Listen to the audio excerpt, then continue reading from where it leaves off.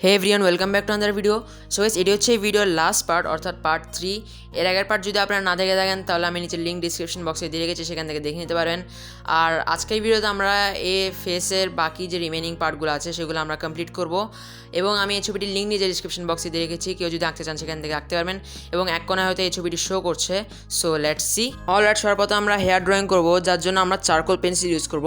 এখানে আমি হয়তো আপনারা দেখতে পাচ্ছেন আমি এক কোণার রেফারেন্স ইমেজটি দিয়ে রেখেছি। চারকোল পেন্সিল শার্প করার সময় আমাদের সবসময় কাটার ইউজ করতে হবে, যাতে এটা ভালো করে শার্প হয়, আর অবশ্যই সাবধানের সাথে করতে হবে। এখন আমি রেফারেন্স ফটোকে অবজার্ভ করে চুলের কোন স্ট্রোকস কোন ডাইরেকশনে যাচ্ছে সেটা আমি ফলো করে সেই ডাইরেকশন অনুযায়ী আমি স্ট্রোক লাগাচ্ছি। আমি জাস্ট র্যান্ডম স্ট্রোক লাগাচ্ছি যে ডাইরেকশনে হেয়ারগুলো যাচ্ছে। সো এখানের মধ্যে আপনাকে একটা সিঙ্গেল চুল আপনাকে আঁকতে হবে না, জাস্ট যে ডাইরেকশনে যাচ্ছে সেটাকে ফলো করে আপনাকে আস্তে আস্তে আপনাকে টাইম নিয়ে আপনাকে আঁকতে হবে। সো দেখতে থাকুন আমি কীভাবে করছি। আমি সুবিধার্থে নিচে ছবিও দিয়ে রেখেছি, আপনারা চাইলে দেখতে পারেন। আমি কিন্তু একদম এক্স্যাক্ট চুলের মতো আঁকছি না, আমি জাস্ট যে ডাইরেকশনে চুলের স্ট্রোকসগুলো যাচ্ছে আমি জাস্ট সেদিকে স্ট্রোকস লাগাচ্ছি, র্যান্ডম স্ট্রোক লাগাচ্ছি। সো দেখতে থাকুন আমি কীভাবে করি।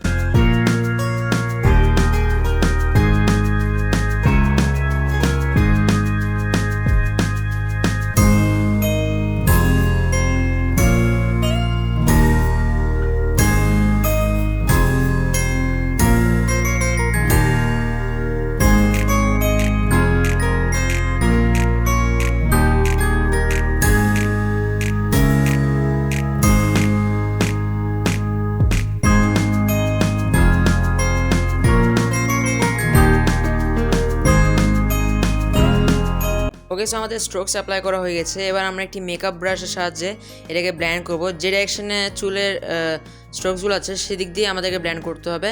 আপনারা চাইলে মেকআপ ব্রাশের বদলে ওয়াটার কালার ব্রাশ অথবা অ্যাক্রাইলিক কালার ব্রাশও ইউজ করতে পারেন। এটা আপনাদের উপর ডিপেন্ড করে আপনারা কোনটাতে বেশি কমফোর্টেবল ফিল করেন। তো আমি সাজেস্ট করবো মেকআপ ব্রাশই ইউজ করতে। সো আমি খুবই ধীরে ধীরে ব্ল্যান্ড করছি, নইলে আমাদের যে চারকোল পাউডার সেটা আমাদের ফেসকে খারাপ করে দিতে পারে। সো দেখুন আমি কীভাবে করছি। আমি একটু ফাস্ট ফরওয়ার্ড করে দিচ্ছি, কারণ রিয়েল টাইমে তো এটা অনেক সময় লেগেছে। সো দেখতে থাকুন আমি কীভাবে করছি।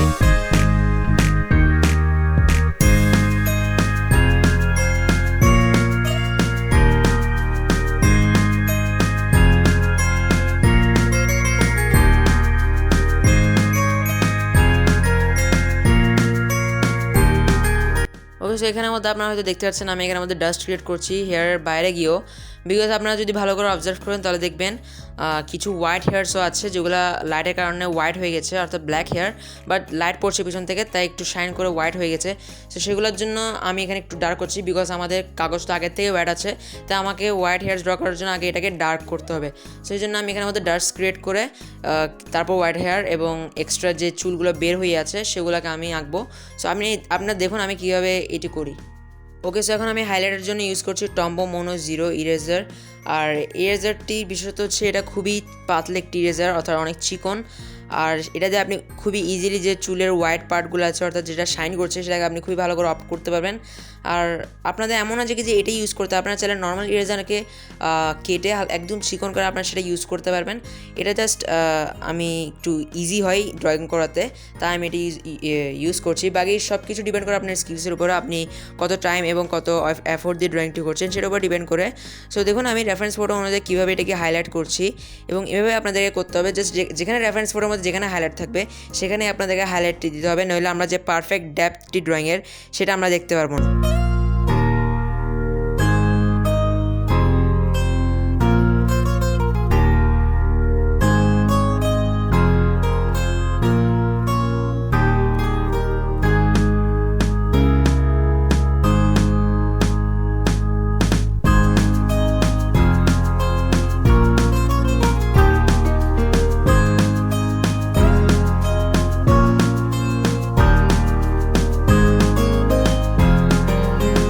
ওকে, সো আমাদের হেয়ার ড্রয়িং করা কমপ্লিট হয়ে গেছে। এবার আমরা যে বাকি ক্লসের পার্টটা আছে সেটা আমরা আঁকবো। আর আমরা এখানে আমাদের মাস্কিং টেপ করে দেবো, বিকজ আমরা এই পুরো ছবিটা আঁকছি না, আমরা কিছু গ্যাপ রাখবো যাতে একটু ড্রয়িংটি একটু অ্যাট্রাকটিভ লাগে।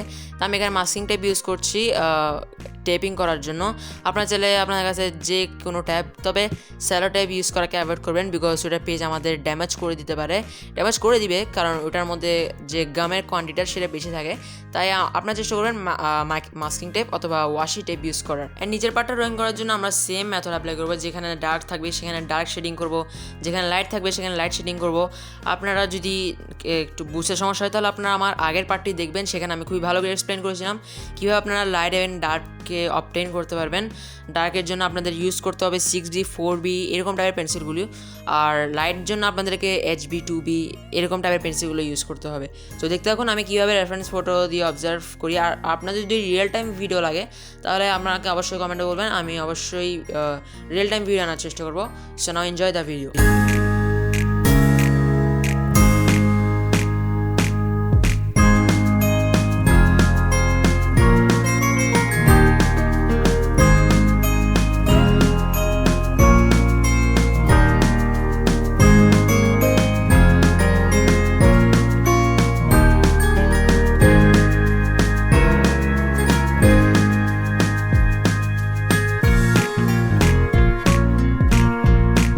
ওকে, এবার আমরা যে এখানে শাড়িটি আছে অর্থাৎ ক্লথ, সেটা আমরা সেট করব।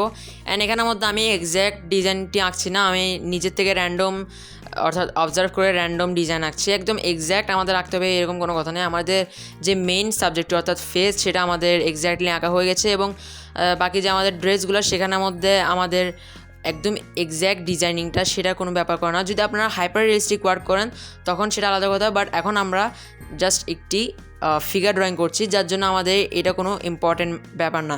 সো আমি নিজের থেকে র্যান্ডম ডিজাইন অ্যাড করে এই শাড়িটি কমপ্লিট করছি চারকোল পেন্সিল দিয়ে, বিকজ এটি পুরো ব্ল্যাক শাড়ি। সো আমি এখানে চারকোল পেন্সিল ইউজ করছি, এবং ব্ল্যান্ডিং আমি মেকআপ ব্রাশ দিয়ে করবো। অ্যান্ড হাইলাইটের জন্য আমি নিডেবল ইরেজার অ্যান্ড টম্বো মোনোজ ইউজ করছি। সো এইভাবেই আমাদেরকে পুরো স্কেচটি করতে হবে। সো দেখতে এখন লাস্ট পর্যন্ত।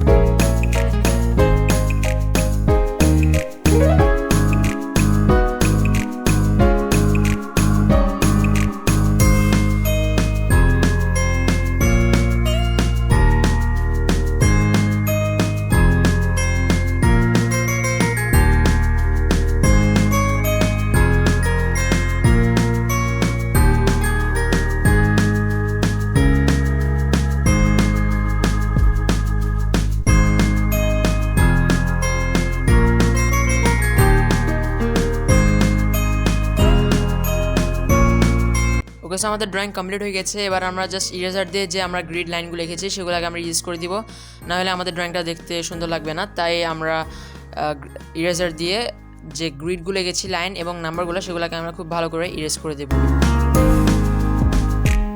ওকে, সো আমাদের ড্রয়িং কমপ্লিট হয়ে গেছে। এবার আমরা টেপটি উঠিয়ে নিব। টেপটি উঠিয়ে নেওয়ার পর আমাদের ড্রয়িংটি দেখতে আরও অ্যাট্রাকটিভ লাগবে। সো আপনাদের এই ভিডিওটি কেমন লেগেছে আমাকে অবশ্যই কমেন্টে বলবেন, এবং আপনাদের যদি এরকমই আরও পোর্ট্রেট রিলেটেড টিউটোরিয়াল চাই তাহলে আমাকে অবশ্যই কমেন্টসে জানাবেন। এবং যদি আপনাদের ভিডিওটি ভালো লেগে থাকে তাহলে অবশ্যই একটি লাইক করবেন। অ্যান্ড এরকমই আরও ইন্টারেস্টিং আর্ট রিলেটেড ভিডিওস পাওয়ার জন্য চ্যানেলটিকে অবশ্যই সাবস্ক্রাইব করবেন এবং শেয়ার করবেন। So see you guys in next video. Thank you so much for watching. By.